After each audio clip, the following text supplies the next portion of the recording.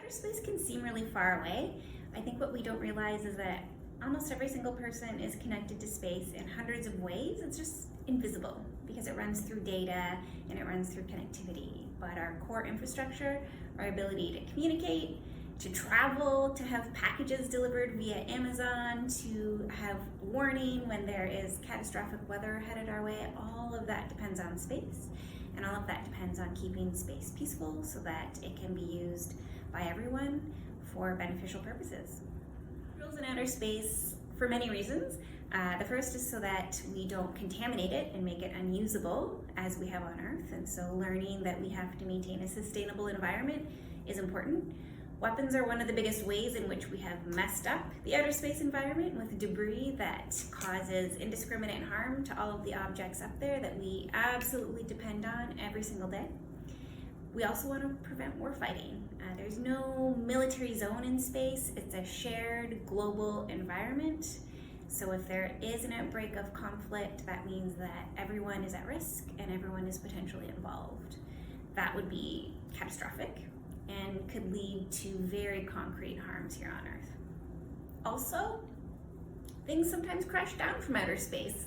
Someone's house in Florida was hit by a piece of falling space debris from the International Space Station. It's rare, but it happens. And so that's just another reason why we have to make sure that we have rules that mitigate the production of junk in outer space. It doesn't just stay in outer space. Sometimes it does crash down back to Earth and can hurt people. I mean, as a global community, we have agreed that nuclear weapons have no role in outer space, but we haven't done a great job of acting on that agreement, of making it concrete, of reassuring other states that we are abiding by the agreement. And so the current news cycle certainly points to, I would say, real diplomatic fears that some states could be developing a capability, a nuclear capability that they intend to use in space or to threaten to use in space. I'm not sure if that would ever become reality. I hope not. That's our job to help prevent that from happening. But certainly any state with capability to develop nuclear weapons does have a capability to launch them in space.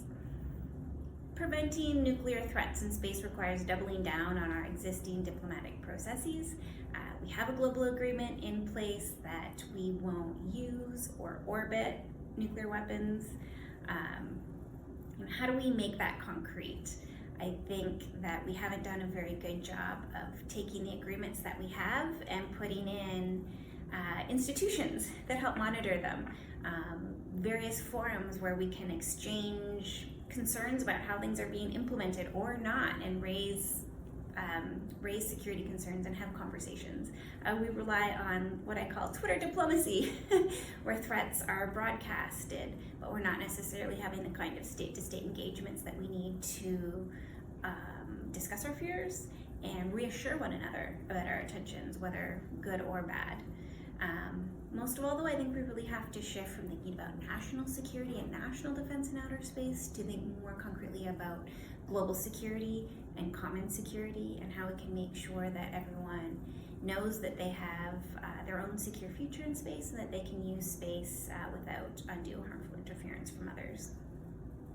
Well, yeah, I think it's really important for people to understand that even though there aren't a lot of people in outer space, it's very much a human domain.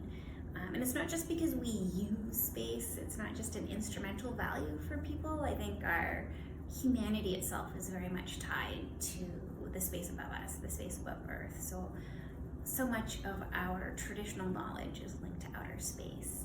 Our creativity, our imagination, science, what we know about our planet, it's so much more than satellites, even though those are absolutely essential. I think who we are is very much rooted in outer space. And so protecting that as a peaceful domain, making sure that we can use it for generations to come, making sure that we don't lose the past of, making sure that we don't lose human history in outer space, and our culture and heritage. I think that's really important as well.